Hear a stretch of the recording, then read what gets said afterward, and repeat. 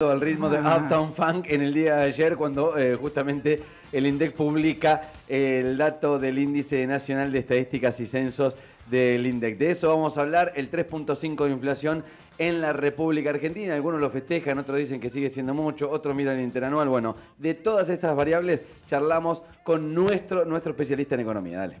La mañana pide noticias. Las noticias piden su espacio. La entrevista es el tema del día. Estás en Segundos Afuera. Segundos Afuera. Estás en K2. Esteban Lafuente nos atiende como cada vez que se publica este dato en la República Argentina, periodista especializado en economía del Diario La Nación. Ayer leíamos su nota publicada justamente en ese diario nacional y hoy charla con nosotros aquí vía telefónica. Esteban, ¿cómo andás? Bienvenido, buen viernes para vos. Hola amigos, ¿cómo andan? ¿Todo bien? Buen viernes para ustedes. Bueno, nosotros aquí muy bien y bueno, expectantes también y tratando de bajar al llano todas las emociones, ¿no?, que conlleva esto de sentir que estamos bien, pero no tan bien y bueno, nada, charlando con especialistas como vos como para que nos bajen, te decía, un poco la información de lo que fue la publicación del 3.5 de ayer. Sí, es que es un poco como vos lo planteabas en cuanto a la foto, la evolución más cercana desde dónde venimos y después hacia adelante el interrogante de hacia dónde va, porque este dato del 3,5 de inflación que se comunicó ayer, que se informó ayer el INDEC, es un dato positivo si uno lo compara con lo que fueron los números de los últimos meses, donde esta inflación estaba estancada en torno al 4% y no perforaba ese valor. Un poco más atrás, cuando uno mira que es el dato mensual más bajo desde noviembre de 2021, o sea que es increíble a lo que nos acostumbramos como argentinos a vivir con inflación. Después, adentro de las categorías, es importante o llamativo destacar también la baja en el aumento que tuvo la categoría de alimentos. También es cierto que este 3,5 de inflación, cuando uno lo supongamos, hacemos el ejercicio de que todos los meses de un año tenemos 3,5 de inflación, a fin de año es más del 50%. Claro. Para dar un poco la magnitud del problema que tenía la Argentina y que tiene hoy con estos valores, porque uno compara con el resto de los países y es lo que el 3,5 por debajo del 10% que tienen en un año, para dar un poco la perspectiva de dónde venía Argentina, pero sobre todo el problema que tiene de frente de cómo resolver la inflación, que es, en comparación internacional, muy alta.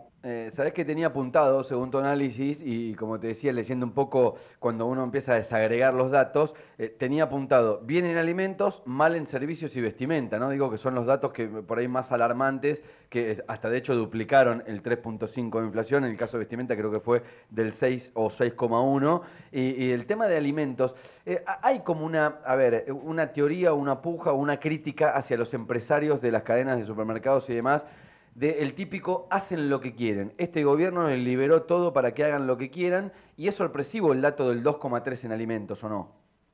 Sí, es un contexto, ahí se combinan varios factores, porque cuando en diciembre la inflación fue el 25%, después en enero 20%, había habido mucha remarcación de parte de los fabricantes, de las diferentes marcas, y es cierto que después el consumo cayó, y ese es uno de los factores también que explican que no haya tanto remarcación o tantas subas. De hecho, las mediciones semanales de inflación muestran eso, que hace varios meses que está estancado en estos niveles. Quizás hay una semana al comienzo del mes donde hay más remarcaciones de 1% en la semana y después cifras menores estabilizadas en estos valores. Cualquiera que va al supermercado lo puede ver, sí, que hay menos movimiento en los precios de los consumos más habituales que lo que había hace algunos meses. En este factor, el elemento clave, y que es el gran signo de pregunta de lo que está pasando con la inflación ahora, tiene que ver con el tipo de cambio. El gobierno se aferró a este esquema de devaluación del 2% mensual para el tipo de cambio oficial. En el segmento de alimentos es muy sensible a estos movimientos y por eso este 2,3, que si no me acuerdo mal, dio la inflación promedio de la categoría el mes pasado, es muy cercano al movimiento del dólar. Entonces, en algún punto, este 2% mensual marca una pauta por lo menos de cierto piso o de cierta tendencia que el mismo esquema económico le pone a esta categoría, donde también se esperaba algún movimiento más a la baja de la reducción de la alícuota del impuesto país a las importaciones. ¿Te acordás que ni bien asume el gobierno, sube este impuesto para las importaciones?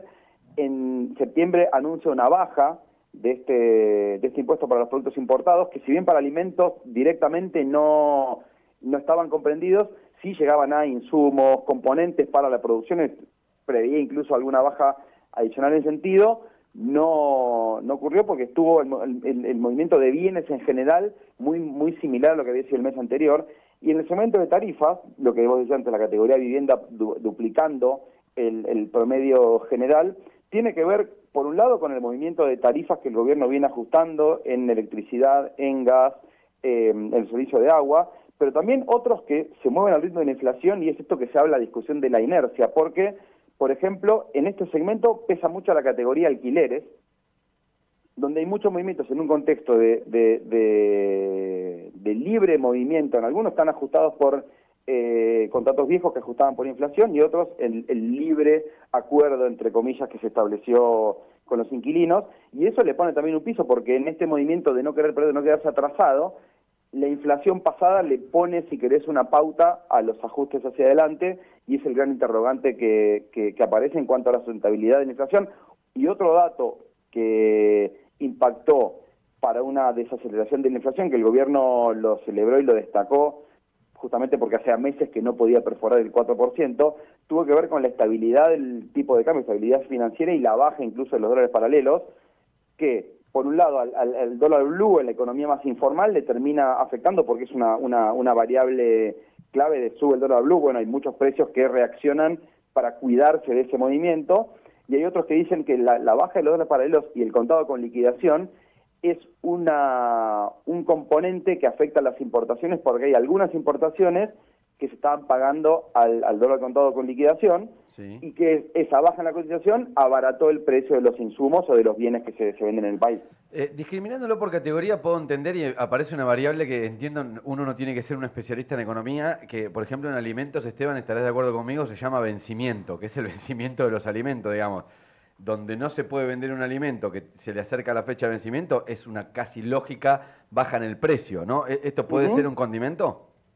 Sí, pero en realidad el vencimiento y otros componentes que tienen que ver con la demanda. Uno mira más allá de que en algunos rubros, y el promedio muestra que los salarios están equiparando en parte a la inflación, o recuperando mes a mes, pero todavía no recuperando todo lo perdido. Sí. La empresa o el fabricante o mismo el supermercado dice, si yo ajustara los precios quizás como quisiera, como se hizo en otro momento, la demanda no me convalida esos precios, entonces no hay dinamismo en el consumo. Por eso también se empieza a ver, hace muchos meses ya, y uno lo mira casi día a día o semana a semana en el supermercado, disputas entre aplicaciones, billeteras, bancos, tarjetas, supermercados con promociones justamente para generar ese dinamismo de ventas, que vos decías, los productos que se vencen, pero es en general, porque en los no perecederos pasaría parecido de generar algún tipo de estímulo para que haya un dinamismo en el consumo en un contexto donde, si bien los salarios, el salario privado registrado empieza a recuperar parte de lo perdido y en algunos movimientos hasta le gana la inflación algunos meses, pero sin recuperar todo lo que se perdió en el último año, sin ir más lejos, pero donde el salario o el ingreso de los trabajadores informales no se recupera a ese mismo ritmo, y donde los mismos datos oficiales muestran que hay destrucción de puestos de trabajo, es decir, que hay menos personas con trabajo. Entonces ese contexto explica que el consumo no rebote, que los mismos números de las consultoras que miden consumo estén alertando que este año va a ser en negativo, y la gran incógnita sobre el año que viene. Saliendo de tema alimentos y vencimientos, digo, ¿sigue siendo la recesión el principal motivo por la baja de la inflación, o también tendrá que ver con esto que decías hace algunos minutos de que entre diciembre y enero hubo una sobremarcación de precios absoluta y hoy los precios se están sincerando a cómo deberían haber estado en aquel momento, si no fuese que, yo creo, muchas empresas, empresarios y te diría hasta trabajadores independientes pusieron un sobreprecio pensando que el país explotaba?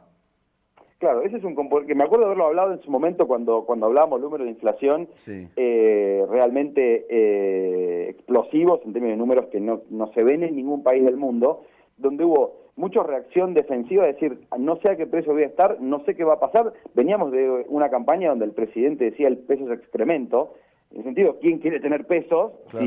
Si no sé cuánto va a valer o qué va a pasar. Bueno, eso se fue normalizando a un costo muy alto, porque los números de pobreza e indigencia lo muestran, en donde básicamente se debió a una disparada en los precios, una pérdida del poder adquisitivo del salario y los ingresos, que determinó estadísticamente un montón de gente cayó en la pobreza.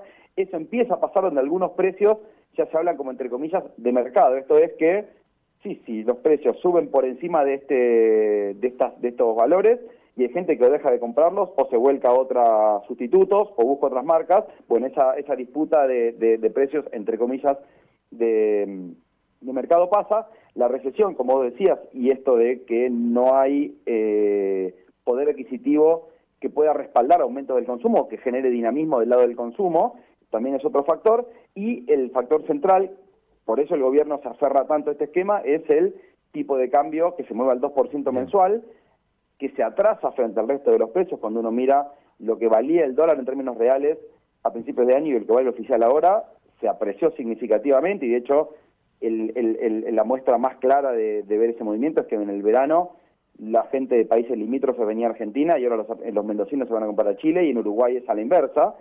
Ese es el gran signo de interrogación, porque si bien la brecha cambiaria está cayendo y los paralelos bajan, en un contexto del blanqueo y flujo de capitales que aprovecha este movimiento y este, entre comillas, veranito financiero que muchos plantean se estira, el interrogante es qué pasa si eventualmente se busca o no salir del cepo, o qué pasa con el tipo de cambio, si acomoda o no, a qué valores. Bueno, ese es el gran interrogante detrás de este contexto de relativa calma financiera y la baja de la inflación que vimos el mes pasado. Esteban, yo entiendo que, a ver, para este gobierno, su primer año de gobierno, cuando lleguemos a diciembre y los análisis sobre la economía van a hablar de una especie de, entre comillas, triunfo respecto a que bajó la inflación de un 214% que había dejado el gobierno anterior. Pero, ¿qué número real sería un triunfo para este gobierno para salir a, si se quiere, alardear che, mirá, bajamos la inflación? ¿Tendría que seguir una pauta más o menos igual del 3.5 y qué llegaremos a un 120% anual? ¿Eso sería un triunfo para el gobierno?